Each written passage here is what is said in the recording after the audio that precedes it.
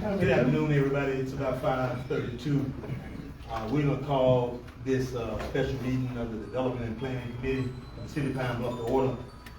I'd like to first introduce my fellow committee members, Reverend Lloyd Hogan Jr. and Stephen Nays Sr. Council members. I'd like to just state that the purpose of this meeting is to hear the recommendation from the Pine Bluff Jefferson County National Heritage Trails Task Force in collaboration with the Pine Bluff Advertising and Promotion Commission and the Delta Rhythm and Bayous organization.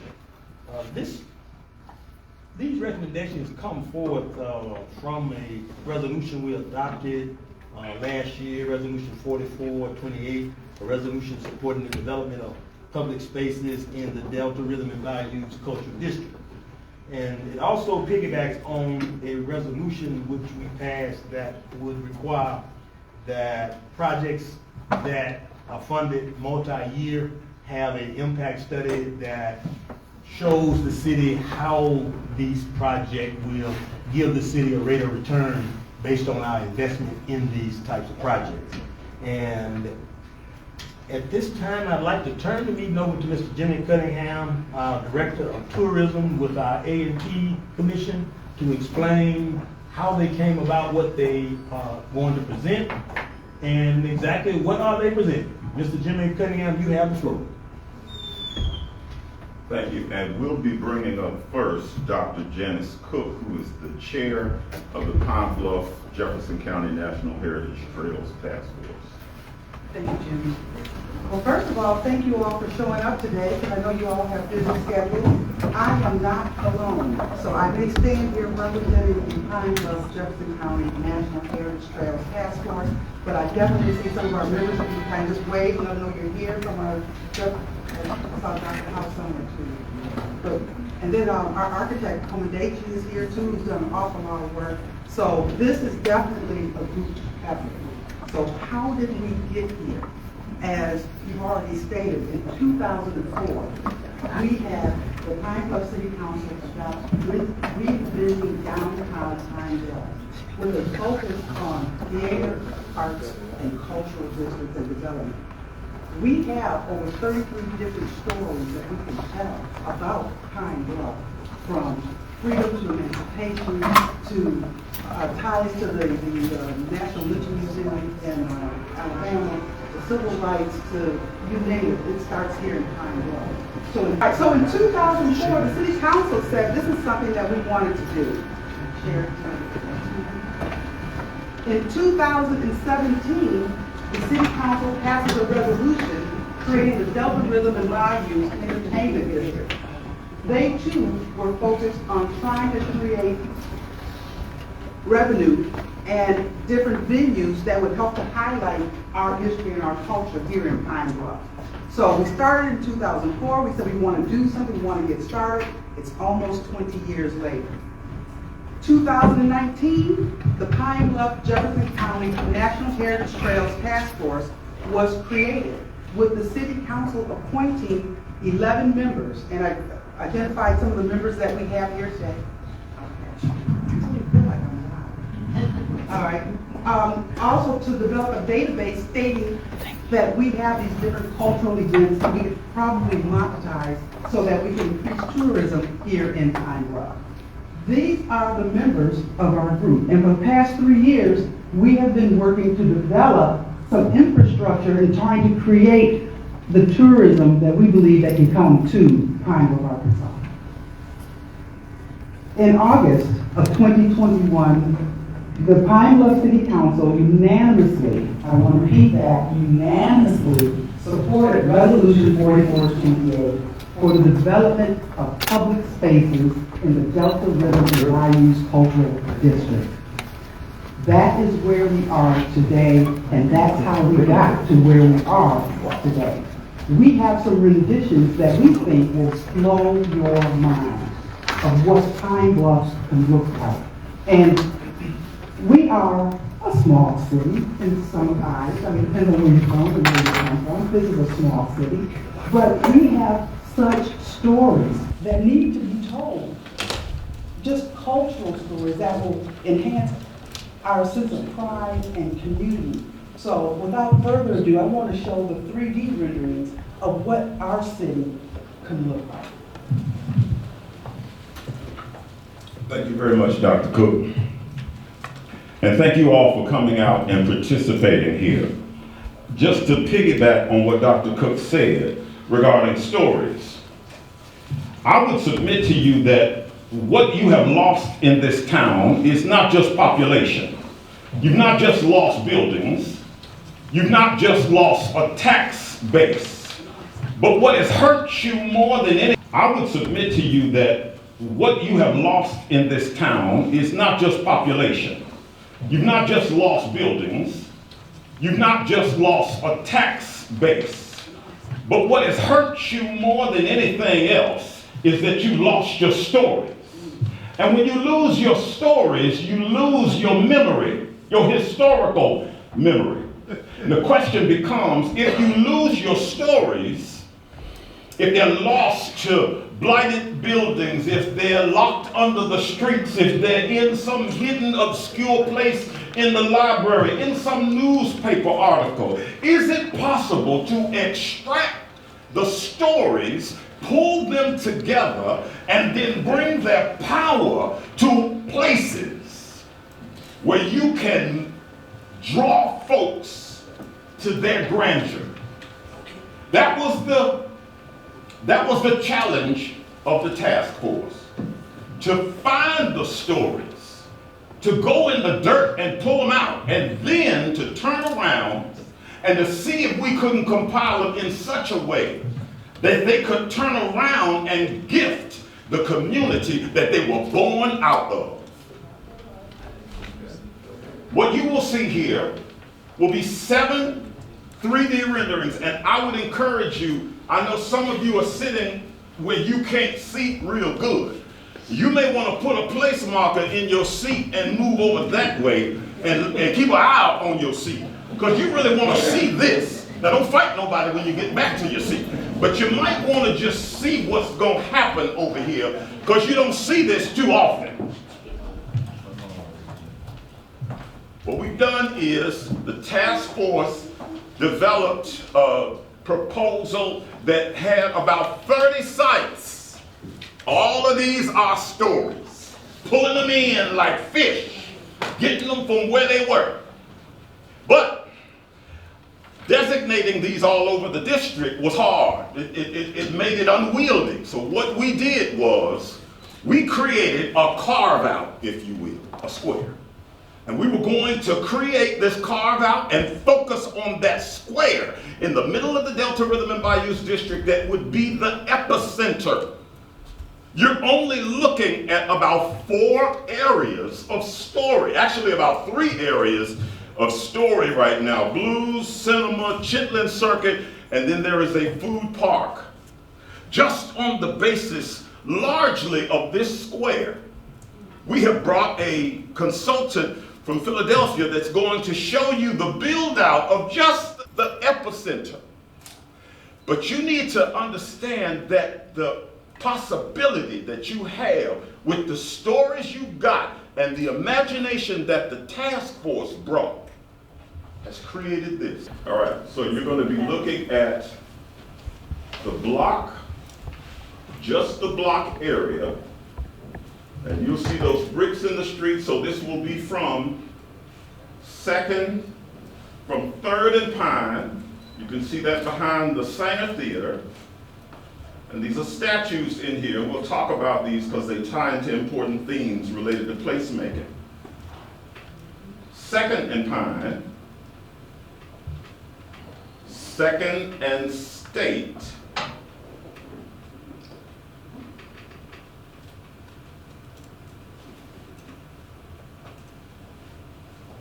and then 3rd and State.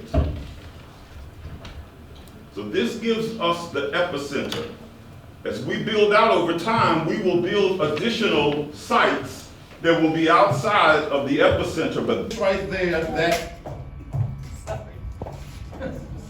If you notice the facade at the front, there is a sign that says Bester That is for Vester Miller. That spot right there, that area, is where there was an African-American theater. It was owned by P.K. Miller, and Vester Miller was the wife of P.K. Miller. Vester Miller took over the funeral home in 1951 and actually ran it longer than P.K. Miller did. So we're going to pay homage to the Vester Theater, but we're also going to pay homage to Vester Miller as well for her business acumen.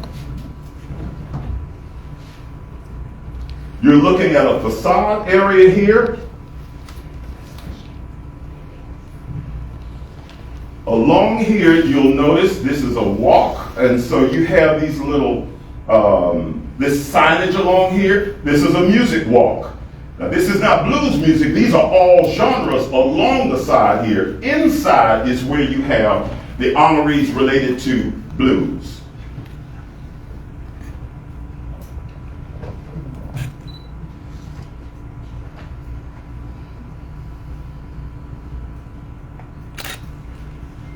These are relief sculptures that are built in that would be honoring about 24 individuals from up and down the highway.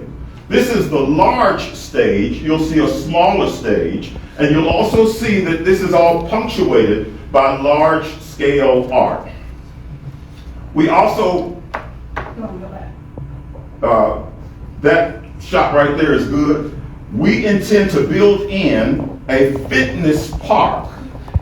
This area right here, somewhere in this immediate area, we intend to incorporate a fitness park so that we have both tourists and residents engaged in this space.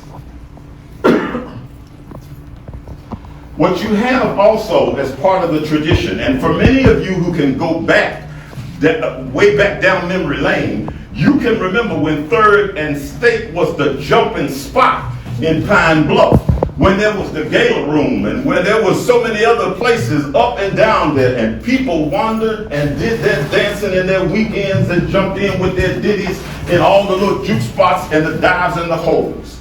Well, this is going to honor the Chitlin Circuit, because those performers that were coming through here in Pine Bluff, we had, and some of you attended the concert.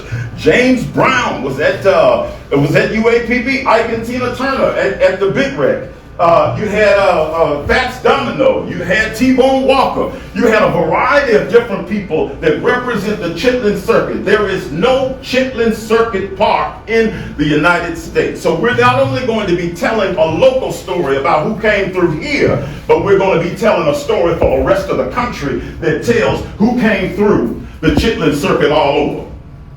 This area is a small stage, and you'll see that it is also punctuated by art. It is directly behind the Masonic Temple and Pop's Barbershop. You can also see these are historical markers that relate to figures from the Chitlin Circuit that came to this area. There will be information about, what their who they were and where they were here locally. There's also an interesting story about juke joints on that side of town and how they survived in the early 1900s.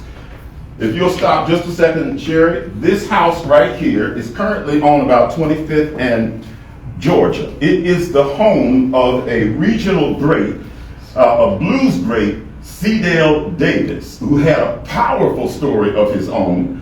The Port City Blues Society, who's also here today, has agreed that should that house become available for sale, they want to take that house, restore it, and put it there as a museum related to C.Dale Davis, in as much as he was part of the Chitlin Circuit as well.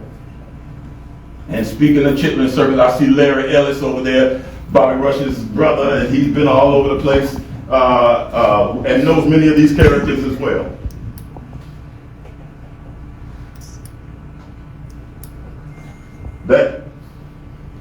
You saw the car over there. There is a rumor right now that there is a car on Princeton Pike on some property that used to transport moonshine for Jits on 3rd Street after he would close after hours and go take his parties out there. We will be looking for that car, and hopefully we'll be able to put it. That was a 56 Chevy though, but it's a Buick Roadmaster, but it's all good. If you'll stop 1 second, what you're seeing right here is this is behind the Sanger Theater. The estimates that Michael Mariano is going to talk to you about are high. Numbers of people visiting that he has looked at in relationship to other sites.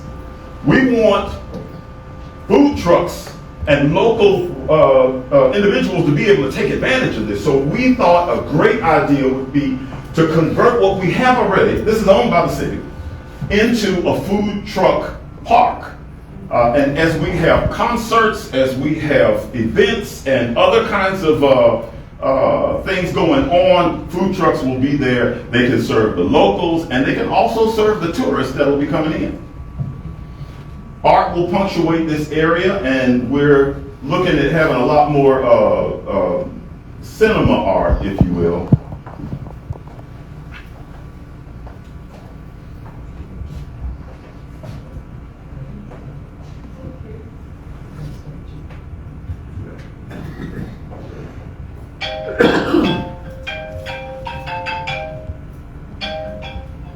Sorry. It's all right. Now, it's kind of a little hard to see it from here, but there is we've also incorporated an art alley, which there's an alley that goes directly behind here, and the art was just barely visible. You may not be able to see that, but let's move on next. Now, as we said, we've got this history and we've got it in the blues, but we've also got it in cinema, and people don't stop and think about that when they consider Pine Bluff. They don't think about great movies and great productions that are connected to Pine Bluff folks. If I were to say to you, what would Batman and Robin, the Green Hornet, the Bionic Woman, the $6 Million Man, the Incredible Hulk, Dolomite, Good Times, Different Strokes, Facts of Life. If I said, what would those all have in common? You may not know, but all of those were either written, created, produced, or had sound engineering by people that came from within this area. We don't even know much of our own history, so we are going to be telling that story proudly in a park that will honor all of these individuals and also their creations. And so we created that park directly behind the Sanger Theater because it's connected to that powerful story. And you can see we've got markers along the sides of this. This area is for gatherings, and it is also for showing movies, showing art, showing, we could have sponsorships that could raise revenue as they put up images on the Sanger Theater, a summer festival series where we have night art. We could do a film festival, if you will. But those are the possibilities. But this is a possibility that you can see during the day. I want you to take a look at what could happen, or what this might look like at night. This is our version of this at night. And of course, we're showing The Wizard of Oz not randomly, but because Helen Seaman was one of the actresses that came from Pine Bluff that was in The Wizard of Oz.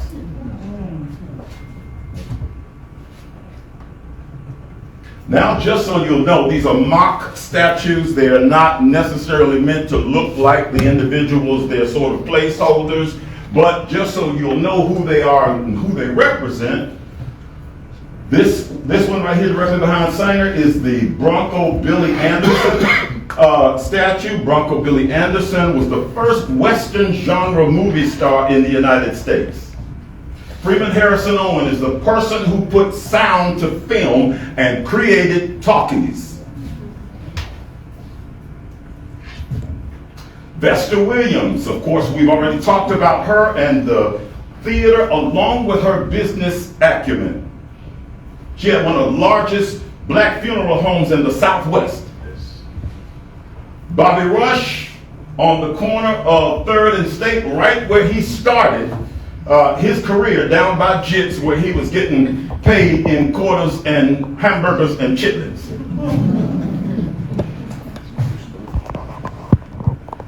Now, just quickly, we have a couple of people, one from Memphis. You might know this person as Lattimore. If you don't know Lattimore, you might know Let's Straighten It Out. He wants to say something quickly to you.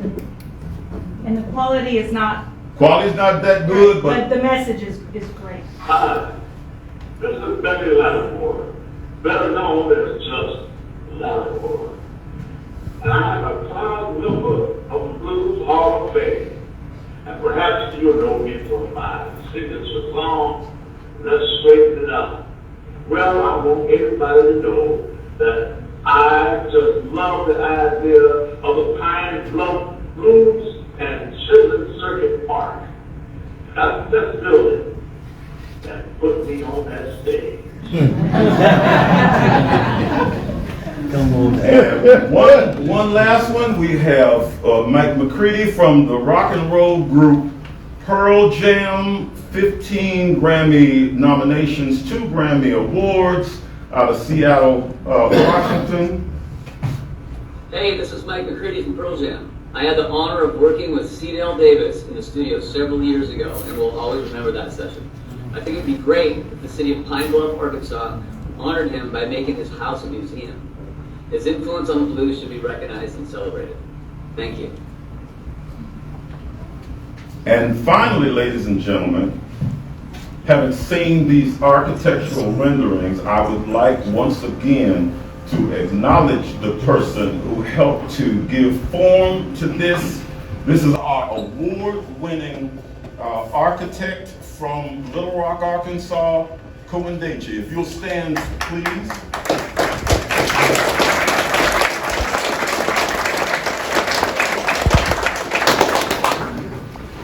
And that, ladies and gentlemen, is my piece, and I now put you in the able hands of the director of the Pine Bluff Advertising and Promotion Commission, Ms. Sherry Story.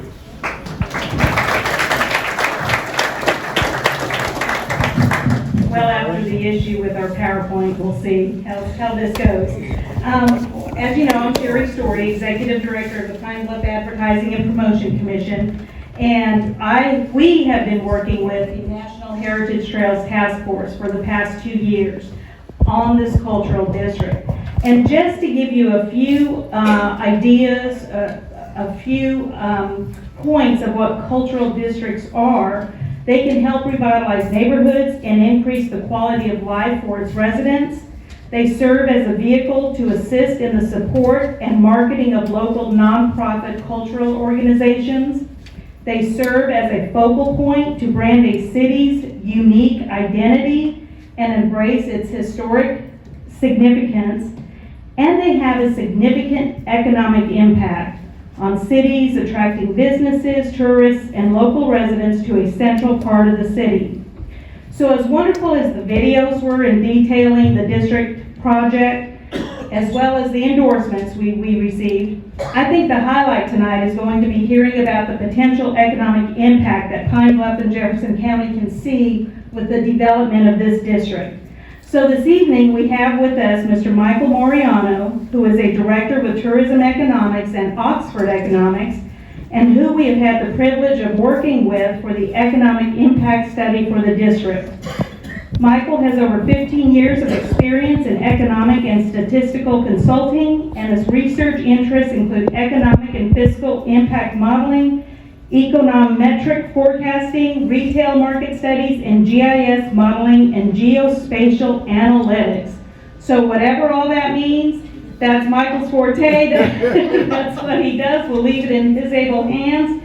And tourism economics also provides the economic impact data for Arkansas tourism.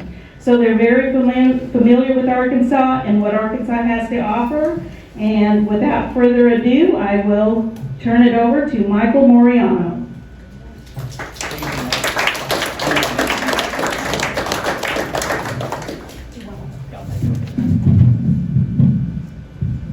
Okay, thank you for the introduction. I think you took the material on my first two slides there. But as Sherry mentioned, we were asked to estimate overall visitation and economic impacts and fiscal tax impacts attributable to the project. The new cultural district would include various landmarks related to topics such as civil rights and the blues, would be the largest blues memorial in the Delta, Chitlin Circuit Park, and one of the few remaining African-American owned vaudeville theaters, which would eventually become a museum and also partially be used by University of Arkansas, Pine Bluff. So those are the project characteristics that we factored into our analysis. And overall, we feel that it presents a unique opportunity to create a new cultural heritage tourism hub that could not only attract new visitors to the area, but also draw existing visitors who are current patrons over at Saracen Casino. About tourism economics, as Sherry said, we are a subsidiary of Oxford Economics. Oxford Economics has about 400 economists worldwide. Tourism economics, we have about 50 economists in the US, Asia, and Europe. And we also do the statewide and countywide economic impact estimates for tourism here in Arkansas. So we took two steps in analyzing the overall impacts. The first was to conduct a market study where we looked at market conditions to provide context on consumer spending and preferences.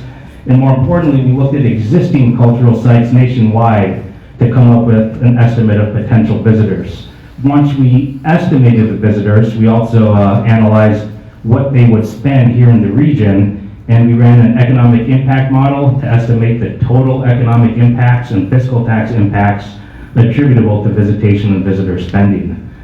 So right off the bat, I'm going to go over our key findings. So based on the market study, we estimate up to 128,000 potential visits to the proposed cultural district, and these visits would have an associated spending of $13.6 million. And when we backtrack here, when we talk about total economic impacts, we consider the visitor spending the direct impacts.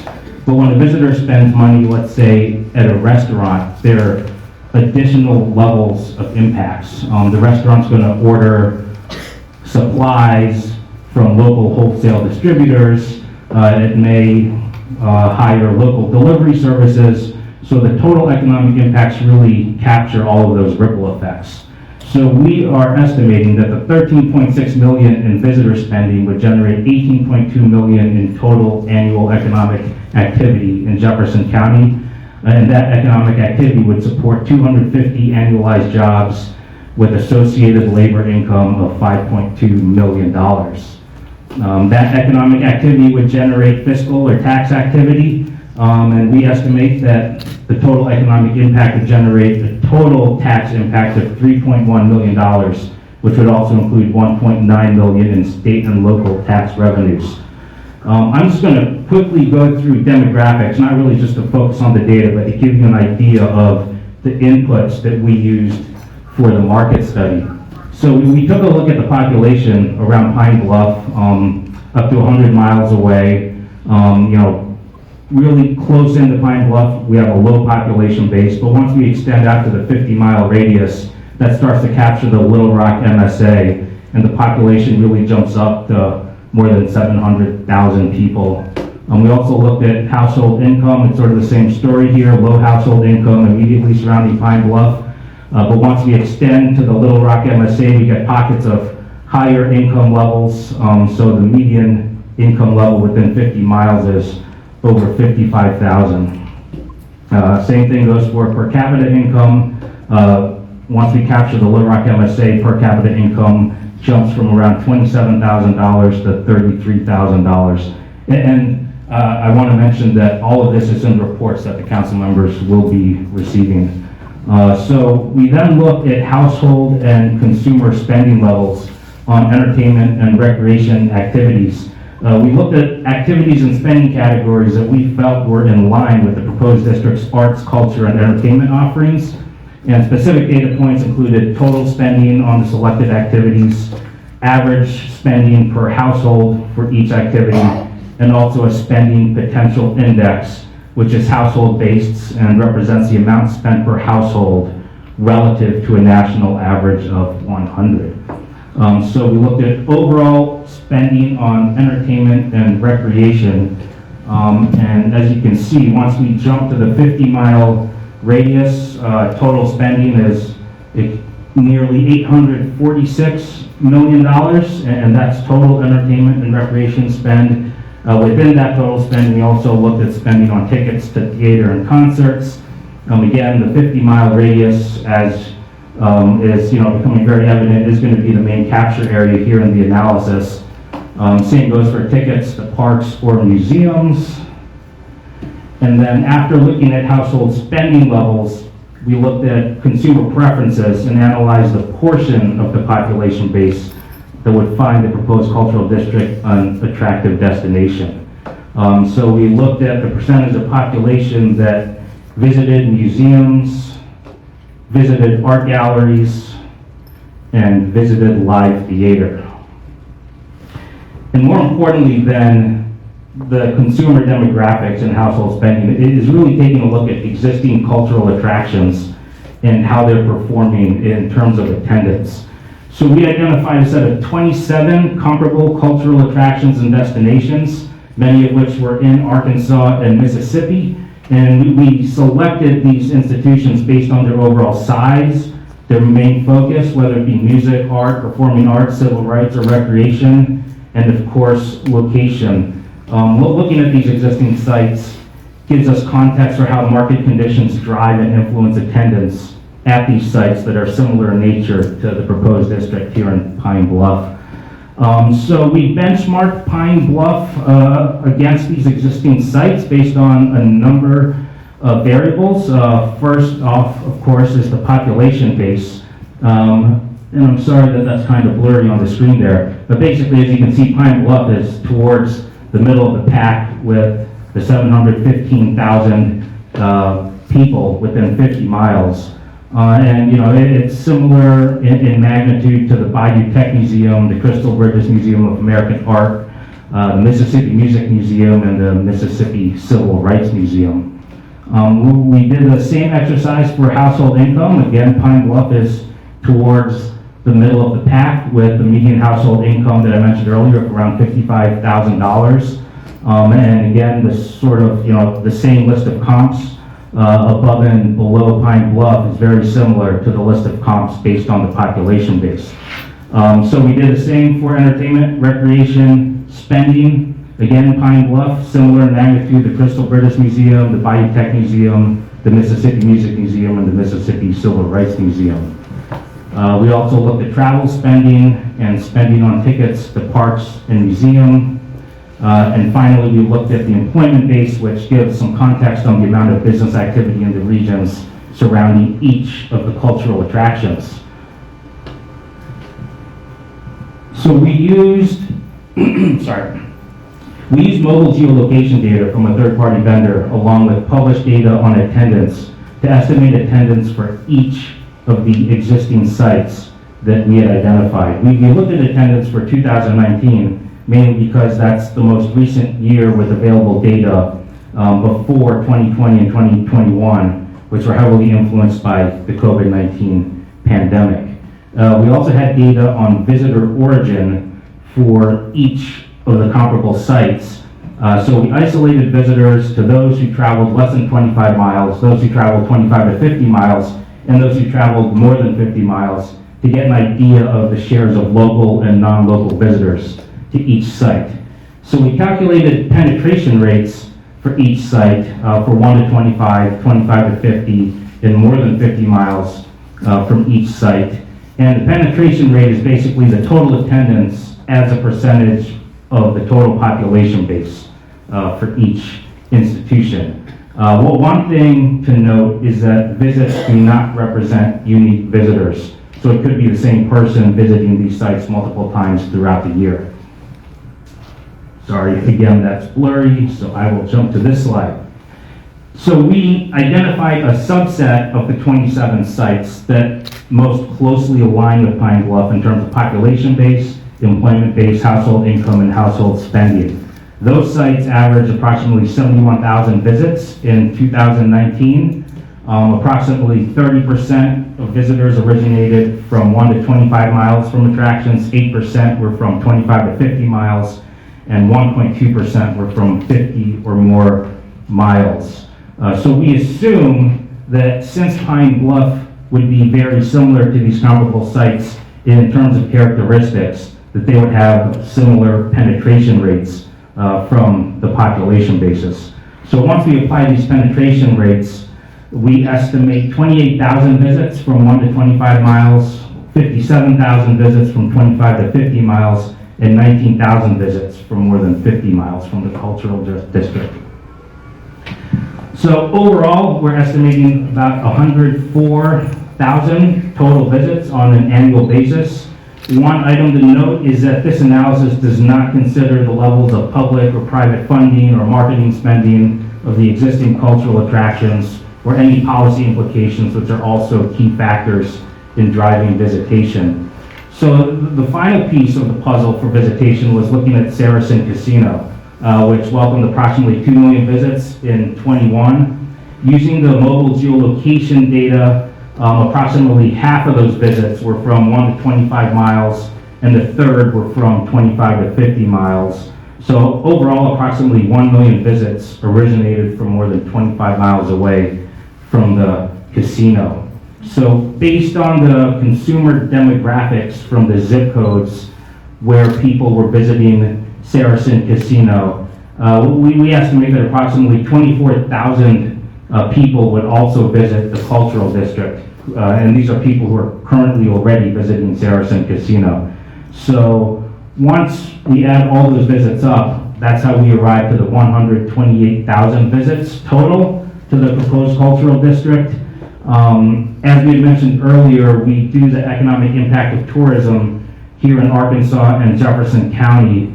So based on that data, we're estimating an average spend per visit of $155 in Jefferson County. So the total spending from over 25 miles away, which we consider non-locals, would be a little over $13.6 million. This would be spread across a number of industries. We're estimating $3.8 million in food and beverage, $2.9 million on retail, $2.5 million on recreation, an additional $2.5 million on transportation, and $2.1 million in lodging.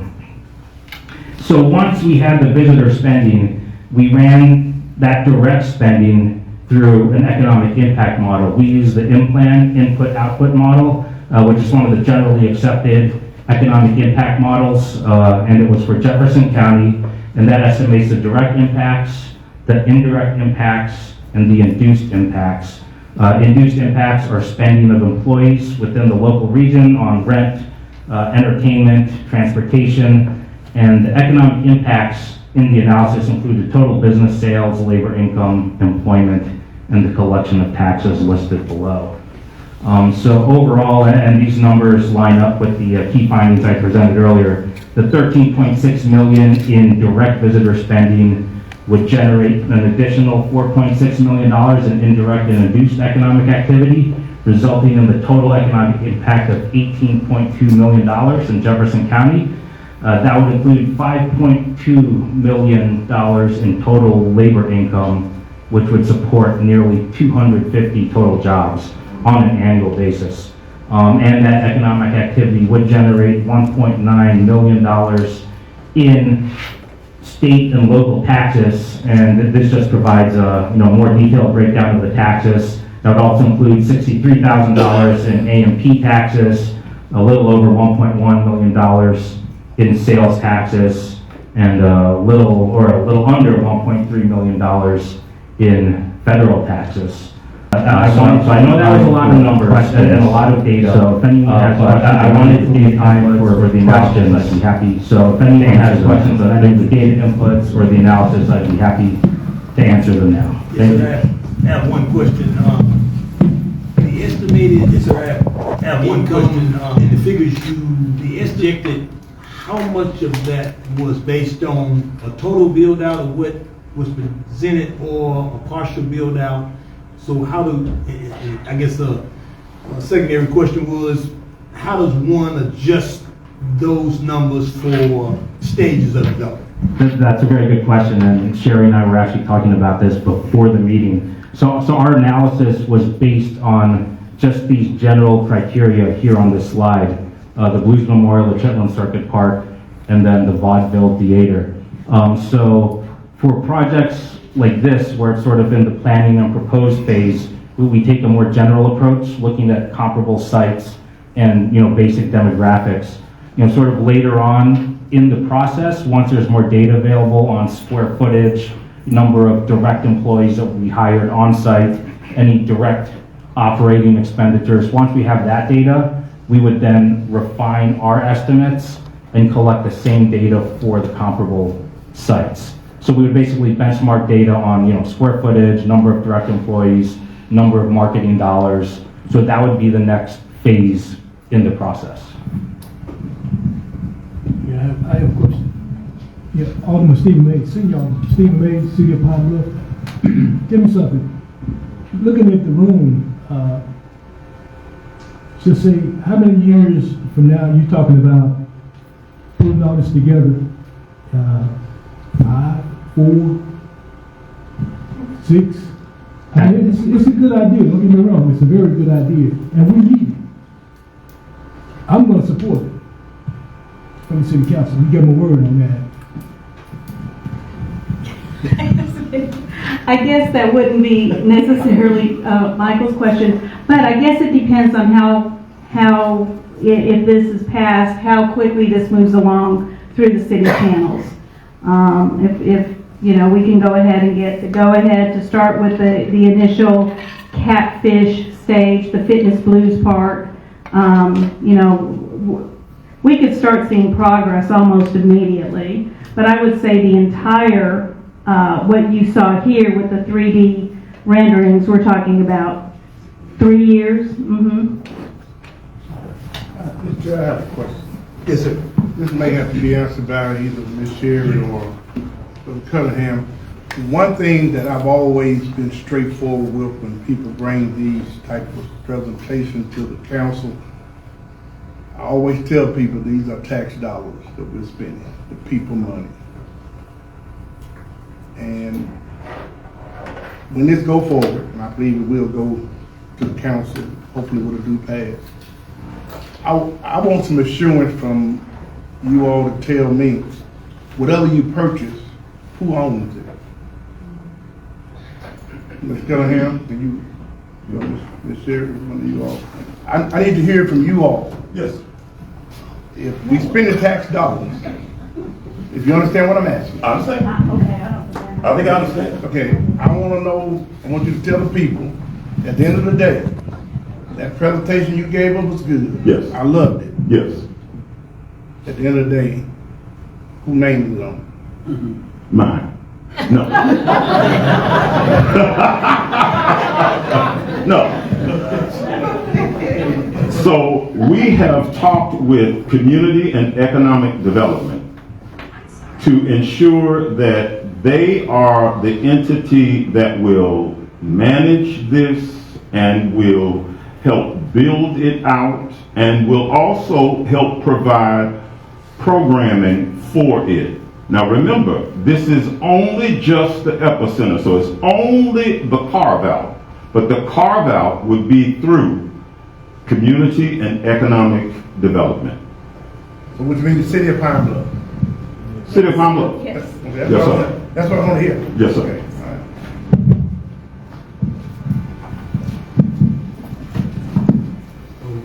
all right. Now, another question now about those figures. What time frame does one see that being able, it was a lot of millions. But I'm just trying to see, based on your information of what you collected from other sites, what is the timeline between build out and tourists coming, you know, because what I'm saying is no tourist attraction was built overnight. So, Yeah. you know, And that's really where the note on, you know, this analysis does not take into consideration any marketing or promotion dollars, any joint partnerships or community efforts behind the project. So these numbers are really going to be at full build out for a stabilized year, which just off the top of my head, I would probably say 2 or 3 years after full build out. So maybe 2 or 3 years after the 3 years Jimmy had mentioned. But to be perfectly honest, in projects like this that I've been involved in the past, it really comes down to the marketing dollars. But that would be a separate study. I have another question. Just say, for instance, it's a 5-year, 10-year plan. A lot of things that were put in place, just say 20 years ago, didn't have a good solid base to complete it down the road. So it just, you had everybody trying to do it and it didn't work the way it was initially planned. Is there a solid plan to move this down the road 4 years from now? You have people in place, strong people. That would be the collaboration with the National Heritage Trails Task Force, the city, A&P. It would be collaborating and working together to make sure that this does move forward. Just like when City Council passed that resolution in 2004, it has taken this long to get to that point, but it can be done. It's just a matter of City Council taking ownership of it and making sure that what they say is going to happen, happens, and we will be partners in making sure that that is done. So will it be done up front, because there shouldn't be any lapse time? Because if you look over this room right here, everybody in here, most of the people are over 50 or under, or 40, 30. I'm just saying, no, this is you're not, but I'm just saying, yeah, you're not. I have yes for that. Yeah, see, I mean, but that's just reality. Absolutely. Let's face it, this is reality. We're not just sitting here, we're alive. Well, we're committed to this project, and we would like to see this done ASAP. And with this first initial phase of the epicenter, only taking 2 to 3 years to build out, maybe 3 or 4, it's, I mean, you can see it. You can see it to its completion with the people in this room. So would you put strong committees in place to carry it on? Yes. Well, like the National Heritage Trails Task Force, they're already in place. A&P, DRBA, But working with economic. They have people up under them in place. Absolutely. Yes. yes, Madam Mayor. My question, I'm sorry. My question was, there are a lot of layers to this project. So have you thought in terms of how you would phase it? I know you said the Epic Center. I'm assuming that would be phase 1. So how many phases do you see this project having? Total phases for the entire project, we're looking at 5 phases. And with this first phase 1, the epicenter of it, we would look to start with the blues park, the fitness and blues park. That's the first piece that we would like to start with. And so you would bring that phase to completion, and before you start the next phase, and it will be completed and operating. Yes. Yes. The first money that you're asking for, is that enough money to complete the first phase? No, the first phase, we're looking at an estimate of $3 million.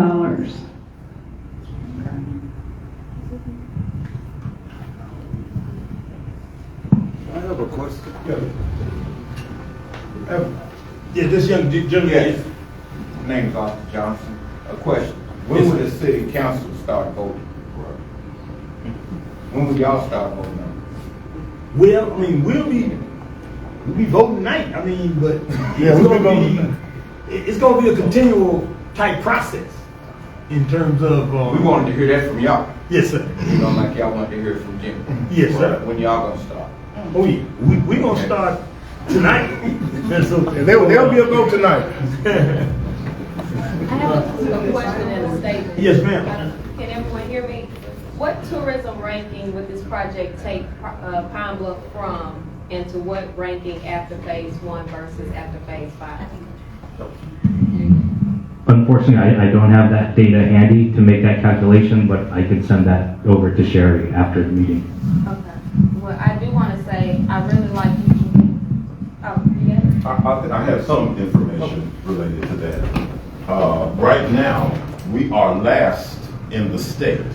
We are last as a city and we are last as a region. Arkansas has 12 tourism associations that have multiple counties in them. In our county, in our association, I think we have 4 counties, Land of Legends, and right now we are last in that ranking. The addition of potentially, let's say over a 10-year period, $18 million, $180 million is what we're adding to this mix. If I'm not mistaken, the city itself ranks about either 13th or 12th in the state among cities. If we added $180 million, if I'm not mistaken, we would be somewhere around 8th or 7th. That I've looked at that information previously. That could be a little off, but that's somewhere in the immediate area. And remember, Ms. Alexander, this is, again, and I point this out over and over, this is just the epicenter. Right. So the estimates that you have are just for a small subset. And I should have said something else, and I want to include it because it deserves inclusion. We have an interesting feature and an important feature that will be along with this. We have a resource that we have not been using in this town forever, and that is UAPB and UAPB's art department. UAPB's art department. UAPB's art chair literally wants to use the epicenter as a classroom so that they bring in folks who are muralists from around the country. They also teach there. They have faculty members. We have all of this art talent, but it's out there. And we need public definition to tell our story. We can do it in strokes. We can do it in sculptures, and we can do it with them. So I just want to point them out. Karen is here, one of the other artists is here, Zach is here, one of the other brothers is here as well. So I just want to say that. Thank you. I have a statement. Yes, ma'am. I love the data because I feel like data takes bias out and it gives you a measurement of success. And I hope that this ups our standard of what we require other projects to present that's using tax dollars. I hope that it sets that standard. And I look across this room, I see people of different ages, races, socioeconomic status, not judging, just assuming it. And this is the Pine Bluff community. For you all to even have a turnout like this speaks volumes, because we never get a turnout like this unless it's some drama, right? I love everything about it. The only thing I don't like is the 3-year number that you gave us. Is that dependent upon if the city just gave you $2 million and you had to raise the rest? If you had full funding and all your bidding and things that have taken place, how long would it still take? 3 years to finish the epicenter? Well, I'm assuming, if we had full funding, we would be able to run construction concurrently on these. And the great thing about this is we're not building buildings as much as we're creating facades and converting spaces. Yeah. So, the entire area could probably be done in that 3-year period with that with $6 million. which is the overall cost of it. And I ask that because right now you're asking us for $2 million, but you still have to find or raise that additional $4 million. And so that'll add on to the projected completion of this project. But this is something, I mean, I think it ticks all boxes, and I do like the tourism, don't get me wrong. But I like that it's also going to benefit the people that are already here, the businesses that are already here. It does not depend on outside investors. It does not depend on somebody outside of Pine Bluff believing in us and coming here. This is something that we're creating for ourselves, and the city will own everything, and that brings more transparency and less confusion. So Yes. my only thing is the 3 years. I wish it was something we can do faster, because I just seen 3 buildings built in the county in less than a year. And I know in the year 2022 and beyond, we can do things a little bit. Well, I'm not even sure about, and the X factor in my mind in a process like this is bidding and going through that. And I know there are some options to kind of streamline that, but in a typical bidding process with multiple projects, it sometimes makes that longer. And so that's kind of why I was trying to figure that in, but And with that being said, Ms. Walker and Mr. Matthews, is there something that the city can do if we move forward with this to expedite that process? Because I know sometimes when we have things that go through your office, because of the lack of that collaboration, it can slow it down. Yes. Anything to comment that? I'm hiding out. The process right now, and I'm laying it out, if we would get the funding, land control acquisition is the big deal. You got to get control of the land. The second phase of that will be the design. We don't have a hard line design on each one of the projects. Those are the time-consuming items. Once we get that in place, typical bidding is 90 days. And like Jimmy said, there are no buildings. These are facades. Construction should go faster. Rather than, us building an aquatic center or doing the rail center. So the construction should go fairly quick. 3 years, I would say more over 2 years to get it basically in place. At least to get the main portion of it in. 2 years should be a significant amount of time. Design usually takes anywhere from 6 months, and then the bidding on top of it. So you got everything in place within a year. And the rest of that portion will be construction. I'm done. Okay, I got just one last question, and we probably gonna move to vote on the resolution before us. Jimmy and Sherry, could you all talk about with an initial investment of the city, what would that do to attract other types of funding, whether they be grants or whether they be other types of monies that, if people see we're serious about building out these stories and these attractions, how does that figure in with some of the grant proposals that you all have submitted, plan to submit, and look forward to just attracting state, national, and regional type partners? So, to date, if you look at the square, okay, we have applied for a TAP grant, Transportation Alternative, Larry, what's the last P? Program, yeah, Transportation Alternative Program. And that is for the build out of sidewalks and landscaping around that area. So it actually brings the cost down. Should we get that, we should know this month regarding that. The other thing is that we have had conversations back a year and a half ago, bringing the concept to the Walton Foundation when we visited Bentonville. So that's an entity that we would want to go back to say, we're building this out, particularly because they have said Pine Bluff is one of the Delta towns that they want to focus on. The other piece of this that we want to focus on as well, in partnership with the University of Arkansas at Pine Bluff, is the foundations that they've been working with in bringing in art. They have been Dr. Karen DeJarnay has been phenomenal in bringing in art dollars to UATB through a variety of foundations.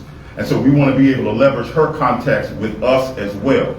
There is another foundation that we're looking at that's running 3 more years. It's got a special initiative. It's the Mellon Foundation, and they are looking for sites that are dedicated to various kinds of memorials, i.e. Chitlin Circuit, i.e. Blues Memorial.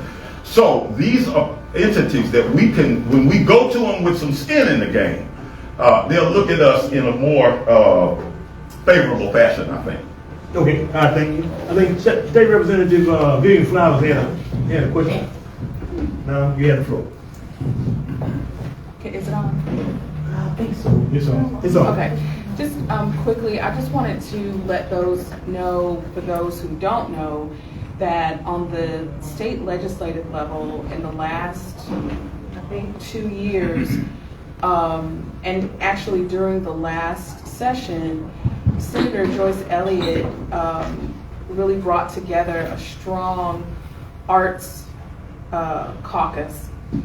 There were meetings held across the state and a report that was done, which I'd like to share maybe with you, Sherry, and you could disseminate it to those. You have, okay. Yes. And you know what you all should know is we were actually the first place that held the first meeting. There is a lot of synergy around it because it was a bipartisan effort. And you know, when we talk about data, a lot of what was discussed, a lot of what was reported on was based upon data and the arts economy. Because a lot of times when we think about arts, we think touchy-feely, we even think academic, feel good. We don't think about economic development. And if we remember that tourism is the second largest industry in our entire state, this isn't just about placemaking, heritage tourism, quality of life from the standpoint of our pride, but it really is about expanding our economy and building upon our existing assets and building on that through some of what we've heard in the past with other projects, with this one, and what we could do in the future. And I say all that to say that I do strongly believe that we're going to start seeing more of a focus on initiatives and dollars that can be used to create that expansion in areas where we do have resources and potential to grow in the way that we've seen in this presentation and others. So that's another sort of, I mean, there aren't any hard and fast dollars right now, but I do anticipate that there will be. And who's to say that we can't work with the legislature and with that caucus to figure out what that could look like, because $4 million from the state, or even another $2 million from the state, is a drop of a drop of a drop of a drop of a drop of a drop in the bucket of dollars that are dedicated for projects such as those. Thank you. Mr. Chair. Yes, sir, Mr. Jones. I'll be very brief. I want to first to the chair, when he put this legislation on the table that you had to come in with a full package and an impact study, I had a private conversation with him, and I told him that he's probably sent something through the council that's going to knock everybody out the box. In my 4 years on this council, I have not seen what my eyes have witnessed tonight. And I thought, so I have to say to Alderman Lockett, you've done a good job, because I thought he was going to eliminate everybody. But you all, with Cunningham and Ms. Sherry, you all did a great job. So everybody won't be able to vote tonight, and I'll be one that can't vote, but I want to be a sponsor on this, Mr. Chair. And but just to kill my curiosity, with a show of hands that's in the audience tonight, I would just like to know, from what you all have heard, would that be something you all be interested in spending your tax dollars on? If you just raise your hand.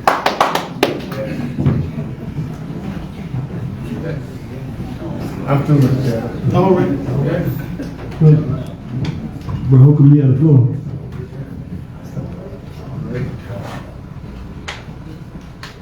I move that we send to the full council a resolution in support of funding for administration, site purchase and development for the venues in the Delta Rhythm and Bayou Cultural District to the full council with a due package. I second it, but I wanted to, it's been moved and seconded. Okay, now, Brother Mays, I just wanted to see if former Mayor Reeves has something to say on this. If y'all don't mind, he has some knowledge of what's going on, so that's on me. Yeah, well, I'll make a motion. There is one statement I wanted to talk about. Thank you. And let me say good evening, everybody. Give him a mic too. Well, I can speak. Oh, thank you. Excuse me. Thank you, sir. Mr. Chair, let me say this. If this is seed money coming from the city to this project, $2 million will give me an opportunity to leverage that, not only with the state, with the federal government, but with other private foundations. So $2 million as a part of the $7 million package should be able to get you at least another $5, possibly $10 million. So, use this as seed money and you get things going and you can get things moving. So I think it's an excellent idea for the city of Pine Bluff to get started on creating some jobs from an economic development perspective. And tourism, as the representative said, is the most important sector within our state from the point of view of attracting dollars into our community and the state. Oh, thank you. Thank you, sir.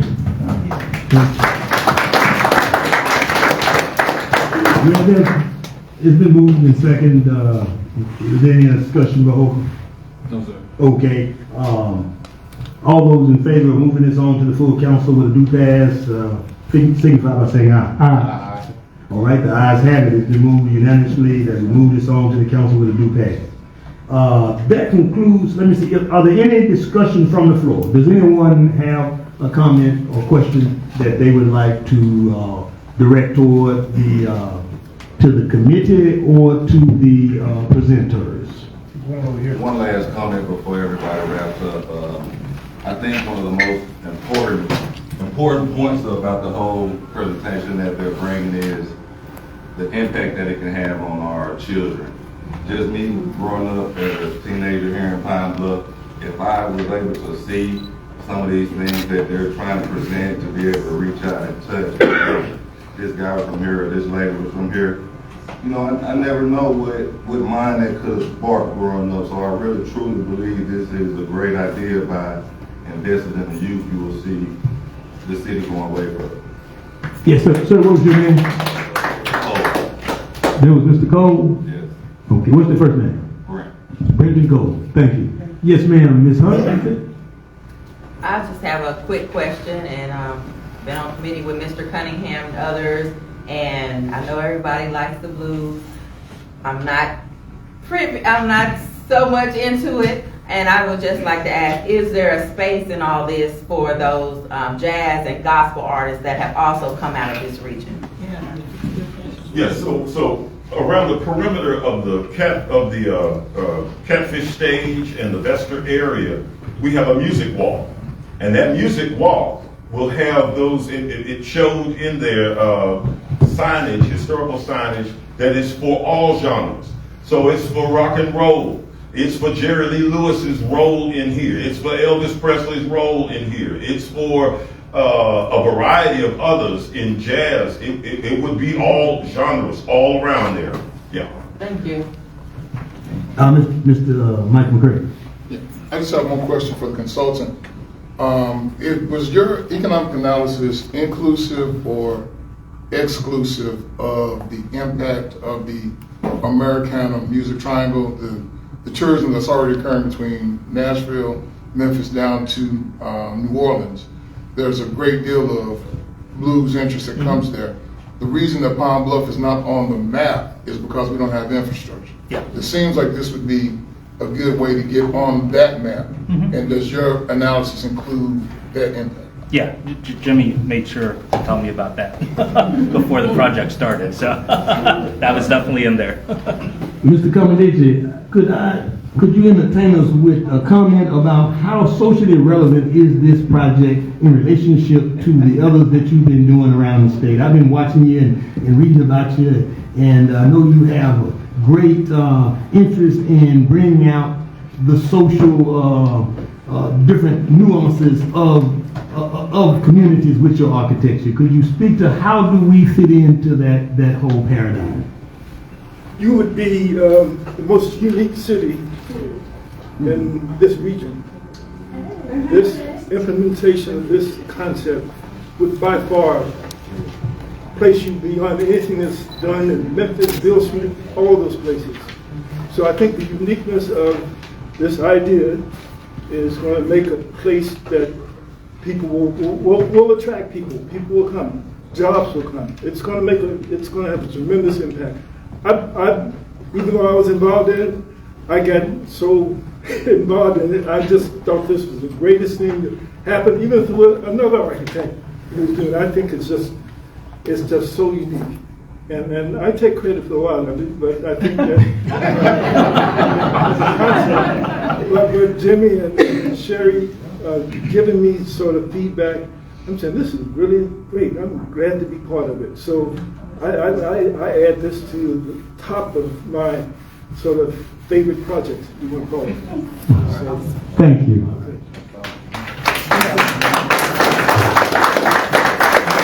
Madam Mayor, do you ever come in? I just have one question. Have you considered incorporating our Native American tribe, the Papaws, in this project? Yes, that would be part of the landing, the Saracen landing area down there. That would be a different phase, but yes, we have. Any other, Mr. Ellis? Ellis, say something, Mr. Ellis. I'm going to give him the mic.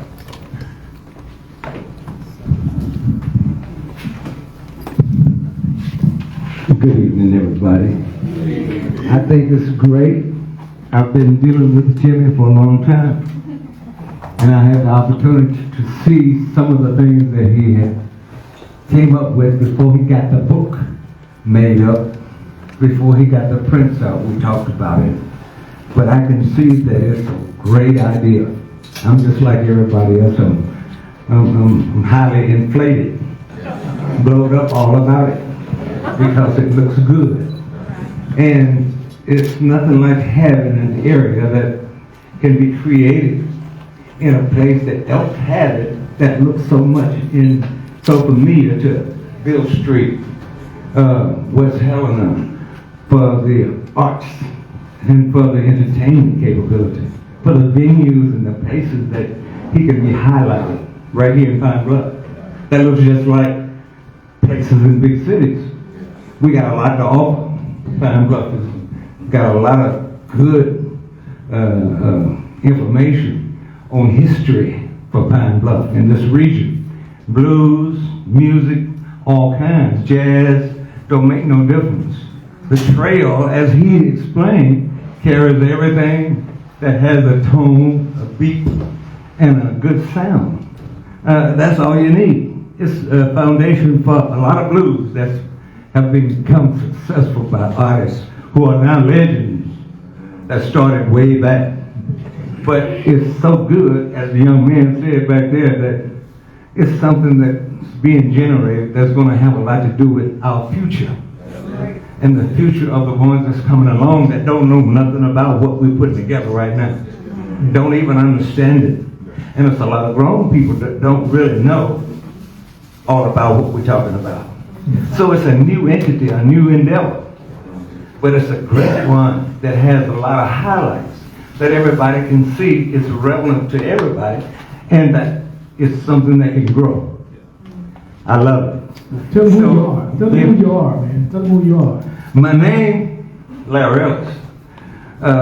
My AKA, Larry the Rush Law. I run a little something when I'm up there doing what I do. But my brother is Bobby Rush. And that's what I was doing for so many years, is was introducing him. And they call me the time killer. because I kill a lot of time. I make it right so he can come on and do what he do and make everybody happy in a short order. But it's a great thing to be here this evening, and I appreciate what Jimmy is trying to do because he's really backing up the things that I've been living for all my life as an entertainer and as a man involved in the entertainment industry. It is just a great thing to have someone who is in tune with what needs to be known and what needs to be preserved and what needs to be highlighted, that we are and have something that we have to offer to a community that is growing like Pine Bluff.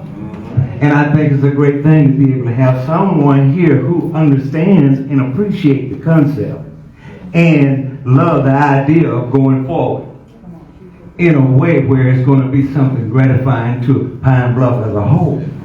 We want to thank our mayor because she's on target and in tune with the type of things that make Pine Bluff grow. And I can't forget Mayor Reedus, who started so many things that have to do with Pine Bluff's growth. And we've been watching that all our lives, hoping that someone come along with something to offer that makes a difference to Pine Bluff and its community. It's a great thing to have people like that. And it's good to have the knowledge and awareness of that. You have the support of so many people that he has introduced to Pine Bluff. Citizens as a whole, from a historical standpoint. There are a lot of legendary things that goes on in Pine Bluff that a lot of people don't know about until you tell them about it.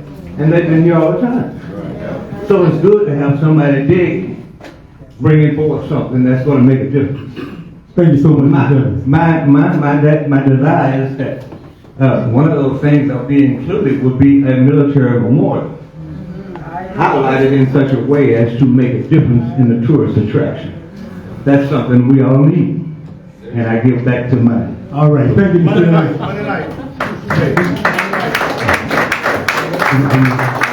We got one lady in the back. Yes, my name is Marlene Davis-Lilly. I'm a veteran of the United States Navy, and I also file claims for veterans that are blind all around the country. I've been here in Pine Bluff for 15 years, and I am a coordinator for a kayak team for veterans with disabilities. And I'm trying to bring that kayak team here to Pine Bluff. So I need the support of everybody in this room because it's going to be done. But the one thing, I agree with him with saying something about the contributions of veterans that live in this city. There are a lot of veterans in Jefferson County. And there's nothing, no parade, no other monument or anything for that. So I'm going to be pushing for that. All right, we encourage you to do so. Madam Mayor, you have to come in. I think some of you need to know that one of the 3 buildings that Judge Robinson was instrumental in getting built is a Veterans Memorial. And it's a beautiful facility, and it showcases veterans in the courtyard, in the building. We have veterans clinics there every month, so we do want you to know that something is being done. Not to say that more, we may need to do more with the parades and things like that, but we don't want to go up and let what we have done go unnoticed, because a real testament was put in place when Judge Robinson built that Veterans Memorial. What is it, Elgar? What is the name of it? Elderly Roberts. Elderly, and then it has the beautiful mural on the outside of it that showcases that. I mean, go by and see it and visit the inside. It's gorgeous. Yes. Well, with that being said, we're going to bring in. Is there another hand? Yeah, my name is Daryl Cook, and I highly recommend that you visit the Veterans Memorial. Okay. My son painted the mural outside.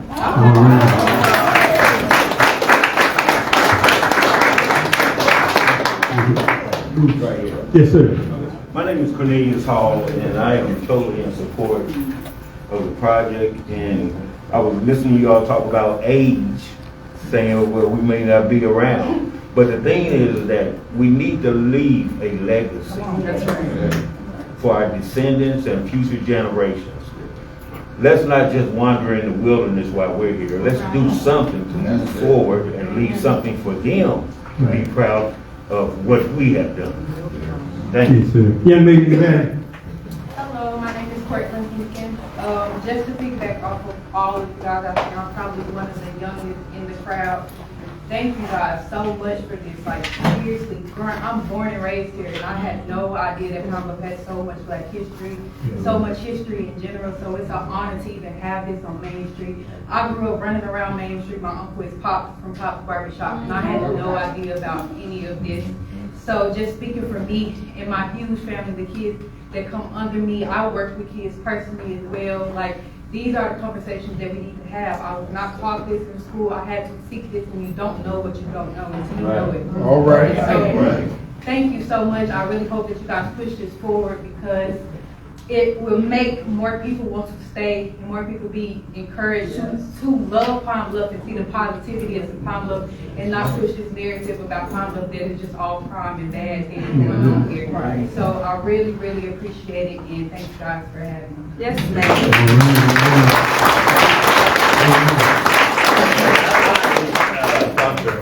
Brother Shane, want to be a sponsor? Okay. No. Reverend Holcomb closes out in prayer too. Good morning prayer. Y'all ain't voted? I know. Oh yeah, we voted. We voted unanimously to pass this on to the council.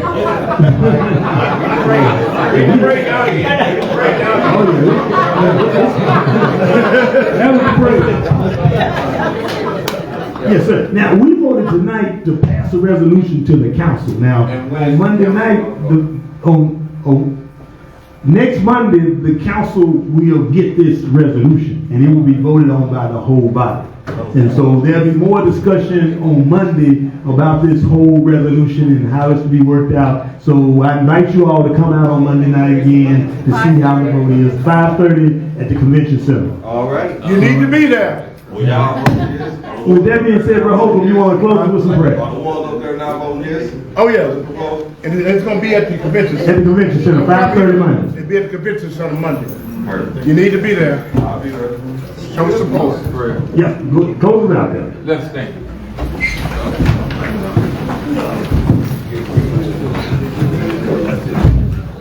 Let us pray. Dear gracious Master, we thank you for tonight. We thank you for what our eyes have seen, our ears have heard, for the history that we have seen and the history that is making tonight. Thank you for Brother Cunningham, his staff. Thank you for everyone that's gathered here tonight. Lord, we're in your hands. Shape us and mold us with what you have us to be. Greatness is in our hands and in our hearts. Let's continue to work together. This is our prayer in Jesus Christ's name we pray. Amen. Amen.